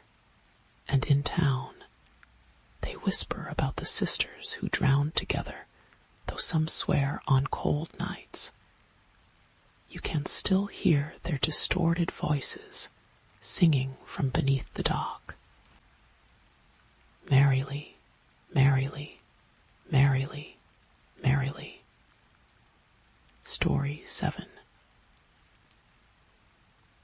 The soil of Blackfield always tasted of iron. Mara Bishop remembered that first. The metallic tang flooding her mouth as her boots sank into the rain-softened earth beside her grandmother's fresh grave. The mourners had left hours ago, their oil lamps retreating like fireflies down the mountain pass. Now only the house remained a crooked silhouette of worm-eaten timber and lichen-clad shingles that had watched over the valley since her ancestors drove stakes into this cursed ground. should have burned it. Elias Crow materialized from the tree line. His voice rougher than the boy she'd left behind. Moonlight caught the silver, threading his black braid, the only concession to the 15 years since they'd last stood on this hillside. Whole village told her. Told you too, when you fled. Mara flexed her stiffening fingers. The key from the lawyer's letter bit into her palm. The dead don't need warnings. A wind stirred the pines, carrying the scent of wet stone and something older, rotting petals, maybe, or unwashed wool. Elias's nostrils flared. Your blood built these walls. You think that makes you safe. The front door groaned open before Mara's touch. Dust motes swam in the amber light, falling through cracked shutters. Her grandmother's loom dominated the great room, its warped frame strung with cobwebs that glistened like freshly spun silk. Beneath it, the rug showed a faded pattern of interlocking bones. Took every mirror out of the house when you were 6. Elias hovered at the threshold, shoulders brushing opposing door frames. Remember why Mara's thumb found the scar along her jaw, a pale crescent from when she'd fallen through the attic window. Said mirrors were doorways, not doorways. His boots remained planted on the porch, sewing needles, punctures between here and there. Your granny knew the price of loose threads. The floorboards creaked a familiar path to the kitchen. Mara's fingers trailed over the cold iron latch on the root cellar. Childhood nightmares surged like bile. The thing with too many joints that used to press against the other side of her bedroom wall. Its nails scritch, scratching the plaster, until dawn painted the windows gray. Elias's reflection warped in the tarnished samovar. They'll come for the house, for you. No bishop left to tend the stitching superstitions. The word curdled in the thick air. Mara yanked open the pantry. Jars of preserves stared back, their contents long reduced to black sludge. Behind them, something fluttered the journals. Leather binding left charcoal smudges on her palms. Her grandmother's spidery script crawled across yellowed pages. 3rd day of the frost moon. Dreamt of the bone weaver again. It remembers my hands. A thump shook the ceiling. Mara dropped the book. Elias was gone. The front door swaying on rusty hinges. Upstairs, her old bedroom door stood ajar. The smell hit her first wet earth and spoiled milk. Her childhood quilt lay in tatters, the stuffing pulled out in greasy clumps. But it was the wall that stopped her breath, where the floral wallpaper had peeled away. Something gleamed in the plaster. Mara pried a sliver loose. A human molar winked from the wall's flesh, followed by a knuckly bone. A sliver of rib. The entire house was mortared, with remains. The journal's pages whispered as they hit the floor. Grandmother's story was wrong. The weaver doesn't demand tribute. it collects debts. For every year the bishops avoided the loom. Another bone added to the walls. My fingers ache from the counting. Cold breath stirred the hairs on Mara's neck. The loom's heddle hooks clattered in the dark below. Something moved between the threads, a suggestion of spindle limbs, of thimble-sharp teeth. Mara's scar burned like ice she ran, until the house dissolved into the pines, until brambles tore her dress, and the mountain's hungry slope threatened to swallow her whole. The standing stone emerged from the mist. As she fell, a lichen-crusted sentinel marking the village boundary. Symbols danced beneath her fingertips. Spirals swallowing their tails, blade-crossed hands, a weeping eye. Trespasser. Elias stood at the tree line, a flintlock pistol gleaming in his fist. Behind him, shadows congealed into shapes Blackfield's elders, their faces obscured by sackcloth hoods. Should have burned, he repeated. But the tremor in his voice betrayed the ritual words Mara's back pressed against the monolith.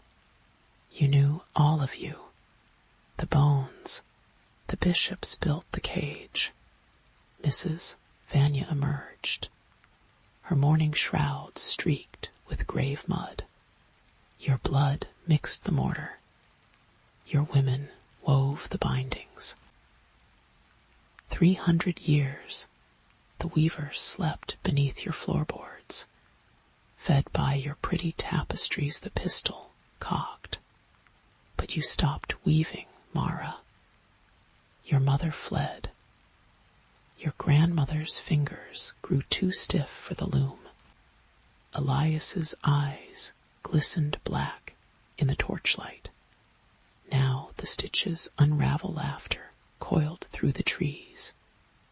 The sound of unraveling thread. The elders scattered as the forest erupted. Pines bent like saplings, their branches combing the clouds. Mara glimpsed it between the trunks. A spindle-limbed figure, taller than the church steeple. Its body, a tapestry of clattering ribs and vertebrae threaded with mossy sinew, where its face should have been. 100 shuttles whirred, weaving air into strands of glistening membrane. The bone weaver's needle finger thrust toward Mara. She screamed as the thread pierced her sternum. No pain, only the terrible suction of something being drawn out. Her blood arced through the moonlight, black as the stitches now blooming across her skin. The standing stone cracked as the weaver stepped over it, dragging Mara into the forest. By her crimson tether, Lias's final shot went wide, the bullet embedding in a birch that immediately sprouted weeping knots. The boundary, he roared. Mend the boundary. But the elders were already retreating, clutching their sackcloth talismans. Mrs. Vanya's wail chased them through the bracken. No bishop left to weave. Dawn found the village silent. Frost glazed the cobblestones where the weaver had passed, its footsteps blooming with bone-white fungi. In the graveyard, fresh stitches crisscrossed Mara's grandmother's weathered headstone, a tapestry of veins and arteries rendered inhuman hair. Deep in the pines, the weaver hummed its thimble lullaby. Its new shroud billowed as it worked a living tapestry, stitched with Mara's memories, her fears, the slick red threads of her unraveled soul.